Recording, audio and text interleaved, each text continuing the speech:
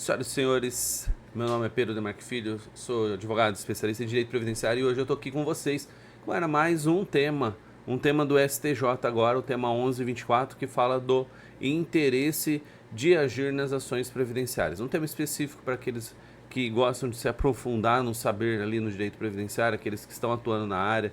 Então vamos falar um pouquinho sobre ele. Eu peço desculpas se o vídeo não ficar tão bom aqui porque estou trocando o aplicativo de gravar e a gente acaba apanhando um pouco também, né? Nessas trocagens, na hora de trocar a tela, na hora de troca o aplicativo, tudo fica um pouquinho diferente. Eu quero explicar para vocês de forma clara e objetiva quando há interesse de agir nas ações previdenciárias conforme foi fixado pelo STJ no tema 1124, tá bom?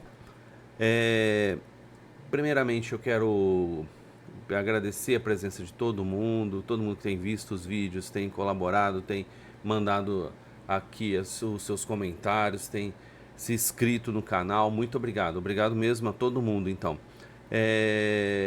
vamos aqui então fazer uma contextualização rápida. A maioria das ações previdenciárias ela vai depender de um prévio requerimento administrativo. E o que é isso? Rapidamente explicando aqui. Antes de eu entrar na justiça, eu entro com pedido para o INSS. Por quê? Eu entrando com pedido no INSS, o INSS pode inclusive concedê-lo. Concedendo ele corretamente, não tem nenhuma ação judicial cabível. Então, ele vai exigir esse prévio requerimento administrativo. E o tema 1124, ele uniformizou o entendimento sobre quando existe ou não interesse de agir diante do comportamento do segurado e do INSS. Então, vai olhar, o segurado agiu de um jeito, o INSS agiu de outro. Nesses dois casos, o que isso interfere para a ação? Na prática, isso vai evitar extinção sem resolução de mérito e orienta uma estratégia processual ali mais acertada na hora de você começar a fazer o processo administrativo até o momento do processo judicial. E o que é interesse de agir? Isso que a gente está falando desde que nós começamos aqui. O interesse de agir é a necessidade mais a utilidade, mais a adequação da via judicial. São esses três campos aqui presentes, eles vão fazer o interesse de agir. A necessidade, a utilidade e a adequação. No direito previdenciário, significa que o INSS ele precisa ter tido a chance de analisar o pedido antes do processo. Ele tem que ter analisado todas as suas provas e ter negado o seu direito antes de eu ingressar com esse processo judicial. Mas como deve ser esse requerimento? É isso que o tema 1124 vai tratar. É isso que esse tema ele vai nos orientar. É nesse ponto que ele vai ser importante. O segurado, ele então, quando vai no INSS, ele fazer o seu pedido do benefício, veja bem, não posso chegar lá e falar assim, eu só tenho essa carteira de trabalho aqui, só essa folha aqui dela. Aí o INSS me pede, cadê o restante dela? Digitaliza ela inteira. Você não faz isso, o INSS nega o pedido, então eu vou para a justiça? Não. Se você não tiver um justo motivo para não ter apresentado esse documento, por exemplo, aqui no exemplo que eu estou dando, você não tem direito de ingressar judicialmente. Então, vejam só, senhores, a gente vai olhar o INSS da seguinte maneira. Eu vou fazer meu pedido administrativo, ele sendo negado, eu vou entrar com uma ação judicial. Se ele for concedido, tá? Deixa eu colocar aqui para vocês na tela aqui, vamos ver se vai dar certo. Aqui. Ó, veja bem, senhores. Quando eu vou entrar no INSS, ele vai me dizer duas coisas. Se eu tenho direito ao benefício, sim ou não. Se ele falar sim e o benefício estiver no valor correto, aqui não tem o que se fazer. Eu não vou entrar, não tem interesse de agir nesse caso. Por que eu vou entrar com pedido judicial de alguma coisa? Aqui que vai surgir o nosso interesse de agir. Ele vai, quando o INSS fala não. Mas esse não aqui, ele não pode ter sido motivado, é isso que o tema vai nos dizer, por falta de documentação. Então, eu não juntei a documentação pertinente, eu não juntei todos os documentos no meu processo administrativo e o INSS me falou não. Eu vou recorrer na justiça, hoje você não tem interesse de agir, o juiz já vai extinguir o seu processo. Isso aí, o que ele modifica? Primeiro, para as pessoas antigamente tinha muita ideia de fazer o indeferimento forçado, que era eu entro aqui hoje já buscando um não para entrar numa via judicial. Aqui embaixo, esperar num longo prazo um juiz dar um processo e gerar uns atrasados aqui num valor maior. Então ele fazia essa questão, essa é a construção da negativa forçada, tá? Então, veja bem, vamos apagar tudo aqui.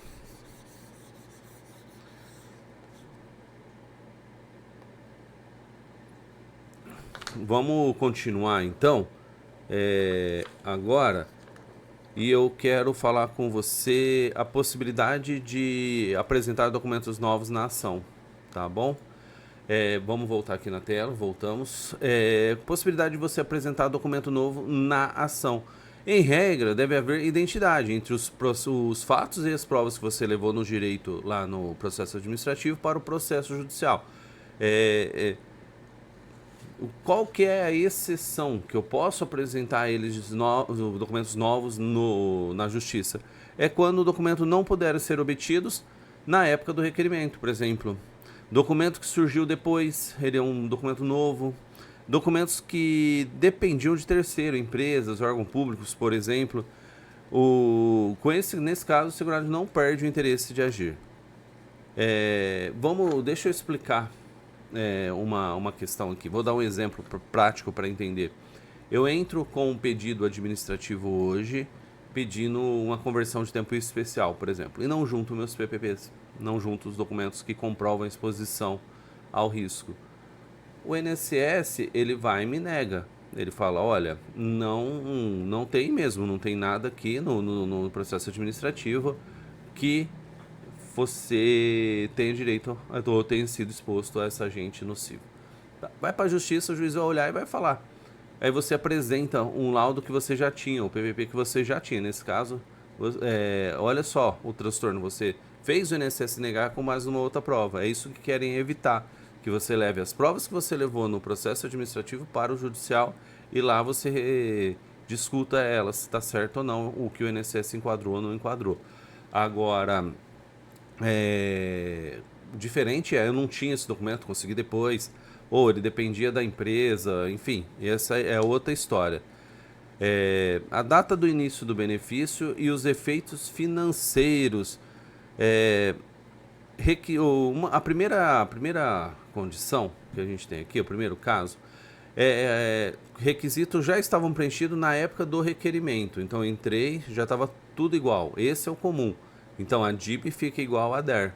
Não tem problema. A DIB fica igual a DER. Data da entrada do benefício igual a data da entrada do requerimento. O INSS analisou errado ou não analisou. As parcelas devidas, então, vai ser desde a DER, respeitado o prazo de 5 anos. Tá bom? Então, estava tudo lá, você fez certo, o INSS vai continuar tendo o direito de pedir o seu benefício na DIB. Na DER. O requerimento hábito, mas o INSS não intimou para complementar. A DIB pode ser na DER também. Ou data posterior, dependendo de prova que forem trazidas. Se os documentos que você apresentou para o INSS não foram completos e o INSS não foi lá e pediu uma exigência para você, para que você estivesse apresentando os documentos, nesse caso quem errou também foi o INSS, que julgou que não seria necessário ali talvez outros documentos para estar instruindo o seu processo. A prova só pode ser produzida em juízo, só vai ter prova em juízo. A DIB vai ser da citação ou posterior, conforme o caso. Exemplo, documento que nasce depois, empresa fechada, PPP obtido após a ação. Então, fechando aqui rapidinho, eu vou querer depois passar para a tela para a gente tratar de forma objetiva aqui de cada um desses tópicos, tá bom? Então a gente tem o dever de colaboração do INSS, direito do segurado nesse tema e a segurança jurídica com a fixação da data do início do benefício. Deixa eu puxar aqui para cá. Olha, então a gente tem 3 situações aqui, tá? A primeira situação, a DIB vai ser igual a DER. E aqui eu espero que esteja todo mundo tranquilo, que é a data do início do benefício e data da entrada do requerimento. Quando isso aqui vai acontecer? Isso aqui vai acontecer quando todos os requisitos estiverem presentes no seu pedido administrativo e o INSS negar o seu pedido de forma errada ou simplesmente não analisar o que você juntou, tá bom? Então, nesse primeiro aqui, a gente tem o caso de todo tá correto, toda a documentação então estava correta. O segundo também, que a gente vai ter a DIB podendo ser na DER, o segundo, ele vai tratar de quando você juntou um pacote de prova aqui, juntou uma documentação aqui e o INSS não solicitou exigência. Ele se quedou inerte e negou teu pedido e alegando depois que faltava documento. Então, nesse caso aqui, você também vai poder levar até lá. Quando você não vai poder levar, quando que é a data do início do benefício, vai ser na citação do INSS ou posterior, ou depois ainda. Quando você não produziu a prova no administrativo, não levou o documento lá, não tinha ele, não colocou, e você foi requerer judicialmente pedido e lá foi feita a sua prova. Aí vai ser a partir da citação.